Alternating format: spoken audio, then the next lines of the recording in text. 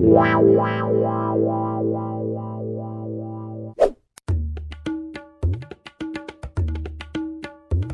নাও তোমার চা। হ্যাঁ গো, শুনলাম মদন ঠাকুরপুর বউ নাকি ওই পাড়ার ফুটোর সঙ্গে পক পক করতে গিয়ে ধরা পড়েছে। হ্যাঁ, ঠিকই শুনেছো। আচ্ছা, সীমাকে দেখলে তো কই ওরকম স্বভাবের মনে হয় না, কত ভদ্র মেয়ে। তাহলে এমন কেন করতে গেল বলো তো? আচ্ছা, সানিকেও তো দেখে ভদ্র মনে হয়, তা বলে কি সে সত্যি সত্যি ভদ্র? তলায় যখন সুসুরি ওঠে না গিন্নি, তখন ভদ্রতা পেছনের জানলা দিয়ে কেটে পড়ে, বুঝলে? দূর, কি উল্টো পাল্টা বলছো? আচ্ছা, তুমি এই খবরটা কোথায় পেলে? আরে ওই পুকুরে গিয়েছিলাম না জামা কাপড় কাচতে, ওইখানেই তো সবাই বলা কওয়া করছিল। আচ্ছা, তোমরা এই মেয়েরা এক জায়গায় হলে কি কে কোথায় পক পক করছে এইগুলো আলোচনা করো? এ মা, তা কেন হতে যাবে? আরে ওরাই বলা কওয়া করছিল, আমি ওইখানে গিয়েছিলাম বলে শুনেছি, আর এর বেশি কিছু না। দিনকাল খুব একটা ভালো নয়, বুঝেছো? একটু রাস্তাঘাটে দেখে শুনে চলাফেরা করবে। তবে যাই বলো, মদন ঠাকুরপুর জন্য আমার কিন্তু খুব আফসোস হচ্ছে, বেচারা। এতে লাউড়া আবার আফসোস করার কি আছে? তুমি বাড়া সাইকেল চালাতে পারো না, আর 4 চাকা কিনে নিয়েছো, অ্যাক্সিডেন্ট তো হবেই। তবুও কেন জানি না, আমার খালি মনে হচ্ছে সীমাকে কেউ না কালা জাদু করেছে, বুঝেছো? আজকে 2 বছর ধরে দেখছি, কোনোদিন একটা পরপুরুষের সঙ্গে কথা বলা তো দূর, চোখের দিকেই তাকায় না, আর সে কিনা এরকম কাজ করতে পারে। এই জন্যই বলছি আর কি। তুমি না একবার মদন ঠাকুরপুর সঙ্গে যদি দেখা হয়, তাহলে একবার ওই পাড়ায় একজন সাধু বাবা এসেছেন, ওনার কাছে যেতে বলবে তো, দেখবে তো কি বলে। দূর দূর, আমার কি খেয়ে দিয়ে কাজ নেই নাকি? আমি ওকে এরকম বলতে গেলে উল্টে আমাকেই না খারাপ ভেবে বসে। আরে না গো, খারাপ ভাববে না, তুমি একবার বলে তো দেখো। ঠিক আছে, দেখা হোক, বলে দেখবো কোন।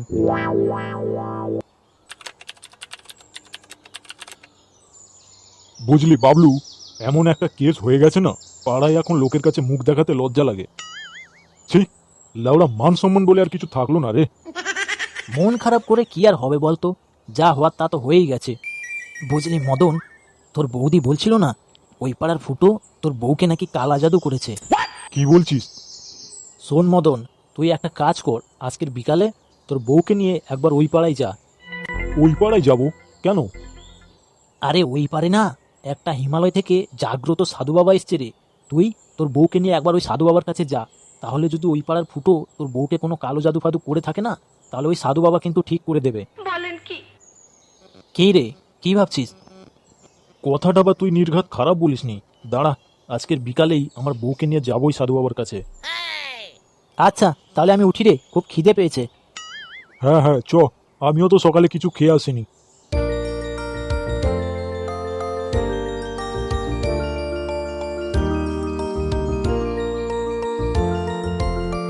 আর ইসালা, এ তো দেখছি লেটেস্ট নিউজ। মদনের বউয়ের সঙ্গে ফুটোর চক্কর। বাহ, মালটাকে ক্লাবে গিয়ে ধরতে হবে তো।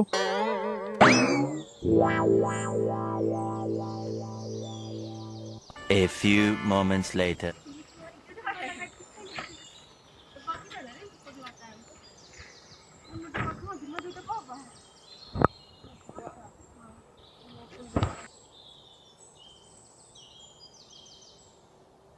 কি রে, তোকে আমি গোটা পাড়ায় খুঁজে বেড়াচ্ছি, আর তুই ক্লাবে বসে বসে টিভি দেখছিস? আমাকে আবার খুঁজছিস কেন রে? পোঁত পোঁত মারবি নাকি? দূর, কি যে বলিস না ভাই। ওর তো তুই সবার মেরে বেড়াচ্ছিস, আমি আবার তোর নতুন করে কি মারবো? মানে কি বলতে চাইছিস? হুম, ভাব দেখো না, যেন ভাজা মাছটাও উল্টে খেতে জানে না। শুয়োরের বাচ্চা, মদনের বউর সঙ্গে পক পক করতে গিয়ে ধরা পড়ে কেলানি খেয়েছিস, তাই না? এই মেরেছে, তুই কি করে জানলি? আরে আমি একা না রে, পুরো পাড়ার লোক জেনে গেছে। কার মেরেছে রে? এখন কি হবে তাহলে? সেসব কথা বাদ দে, ভাড়া একা একাই মধু খেয়ে চলে এলি, আমাকেও তো একবার ডাকতে পারতিস নাকি? শুয়োরের বাচ্চা, এটা কি 55 তলার পোশাক নাকি সবাইকে বিলিয়ে বেড়াবো?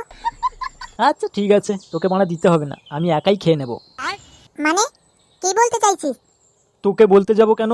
তুই লাউড়া যাওয়ার সময় আমাকে বলেছিলি নাকি? এ বাড়া, তুই কিছু উল্টো পাল্টা করতে যাচ্ছিস না তো? না, তেমন বা কিছু না, ওই আজকের আমিও একটু মধু খাবো আর কি। এ ভাই, তুইও কি মদনদার বাড়ি যাবি নাকি আজকে? আজ্ঞে না বস, আমি যাব না, মদনদাই আসবে আমার কাছে। দাঁড়া দাঁড়া, তার মানে তুই বলতে চাইছিস মদনদা সীমা বৌদিকে নিয়ে তোর কাছে আসবে?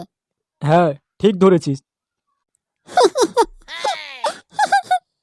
চুদির ভাই, মদনদার খেয়ে দে কাজ নেই, তোর কাছে বৌদিকে নিয়ে আসবে। সত্যি মারা গাঁজাটা যা খেয়েছিস মনে হচ্ছে। ভাই, দিনের বেলায় আর জেগে জেগে স্বপ্ন দেখিস না। হেসে নে, যখন সময় আসবে তখন ঠিক দেখতে পাবি। এ মারা, কি করতে চাইছিস একটু খুলে বল তো, ওরকম চুদুর মুদুর করিস না, ঠিক আছে? বলতে পারি, তুই আমাকে হেল্প করবি তো? আরে আগে ব্যাপারটা কি সেটা তো বল, তারপরে তো বলবো হেল্প করবো কি করবো না। এক্ষুনি আমি ক্লাবে আসছিলাম, বুঝেছিস? আর ওই যে বড় বটগাছটা আছে না, ওইখানটায় মদন আর বাবলু বলা কোয়া করছিল এই তুই নাকি মদনের বউকে কালা জাদু করেছিস, আর সেই জন্য মদনদা ওর বউকে নিয়ে আজকের বিকেলবেলা আমাদের ওই উত্তর দিকে যে সাধু বাবার আশ্রম আছে না, ওইখানে নিয়ে আসবে। আমি বাড়া আবার কবে মদনের বউকে কালা জাদু করতে গেলাম? শালা বিড়ি খাওয়ার পয়সা নেই, আবার নাকি কালা জাদু মারাচ্ছে। আর রইল গিয়ে সাধু বাবার কথা, সে তো আজকে 3 দিন হলো তল্পি তল্পা গুটিয়ে কেটে পড়েছে হিমালয়। আরে বাড়া, ওটাই তো হচ্ছে টুইস্ট। আয় এদিকে আয়, কানে কানে বলছি।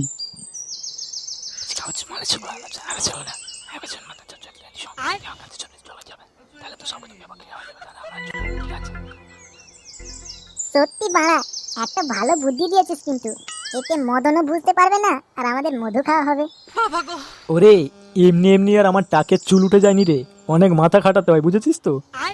না, মানতে হবে ভাই, তুই গুরুদেব লোক। আজকের বিকালেই হচ্ছে চিনটা পাক ডমডম।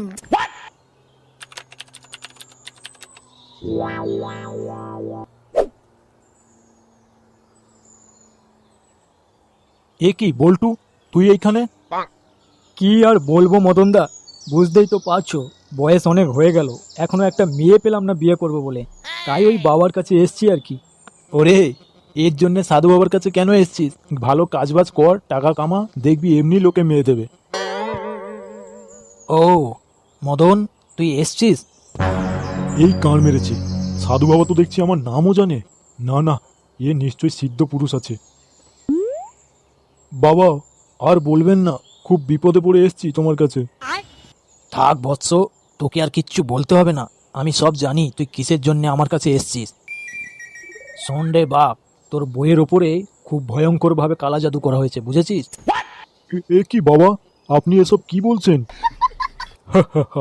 আমি জানি রে বাপ, এগুলো শুনতে তোর খুব খারাপ লাগছে, কিন্তু কি করব বল, যেটা সত্যি সেটাকে তো মেনে নিতে হবে, তাই না? আচ্ছা সাধু বাবা, তাহলে কি এই কালা জাদু আর কোনোদিন কাটানো যাবে না? অবশ্যই কাটানো যায়। কে বললো কালা জাদু কাটানো যাবে না? আরে ল্যাওড়া, আমি 10 বছর হিমালয়ে কি পটল বিক্রি করেছিলাম নাকি? ল্যাওড়া, এইরকম কত কালা জাদু, সাদা জাদু, হলুদ, নীল সব ঠিক করে দিলাম, আর এ তো সামান্য ব্যাপার রে। ও, তার মানে বাবা আপনি ঠিক করতে পারবেন? আরে হ্যাঁ রে বাবা, বললাম তো, তোর কি বিশ্বাস হচ্ছে না নাকি? এ মা, কি বলছেন? না না, আমার আপনার উপর একদম বিশ্বাস আছে বাবা। তাহলে এবার আমার বউটাকে একটু ঠিক করে দিন। হ্যাঁ, সে বা ঠিক করে দিচ্ছি, কিন্তু আমার দুটো জিনিস লাগবে। ওই পয়সার কথা বলছেন তো? হ্যাঁ, আমি নিয়ে আসছি, কত লাগবে বলুন। আরে দূর পাগল, পয়সার কথা কে বলছে? তাহলে? ওই কালা জাদু কাটানোর জন্যে তোর বইয়ের খানিক চুল আর একটা নতুন শাড়ি লাগবে। ইয়ে মানে বাবা, চুল না হয় এক্ষুনি ছিঁড়ে দিচ্ছি, কিন্তু শাড়িটা তো আনা হয়নি, আমাকে বাড়ি যেতে হবে তাহলে। আচ্ছা ঠিক আছে, যা। আর হ্যাঁ, বেশি দেরি করিস না। না না, তেমন বা দেরি হবে না, ওই যেতে আর আসতে যা সময় লাগে আর কি। কই গো, তুমি এইখানে খানিক দাঁড়াও, বুঝেছো? আমি চট করে বাড়িতে গিয়ে তোমার একটা নতুন শাড়ি নিয়ে আসি। আচ্ছা ঠিক আছে, যাও। এ কি, আপনি এখানে এসেছেন কেন? কি গো, আমাকে কি চিনতে পারোনি নাকি? এ মা, ফুটো ঠাকুরপো তুমি? হ্যাঁ গো, আমি। আর দেরি করো না, চলো তাড়াতাড়ি। হ্যাঁ হ্যাঁ, চলো। নে নে, ঝটপট যা, বেশি এইখানে পীড়িতের গল্প মারাস না, নাহলে এক্ষুনি আবার মদনদা চলে আসবে। আচ্ছা ঠিক আছে, তুই তাহলে এখানে দাঁড়া। হ্যাঁ, हे प्रभु हे हरि राम कृष्ण जगन्नाथ प्रेमानंद ये क्या हुआ।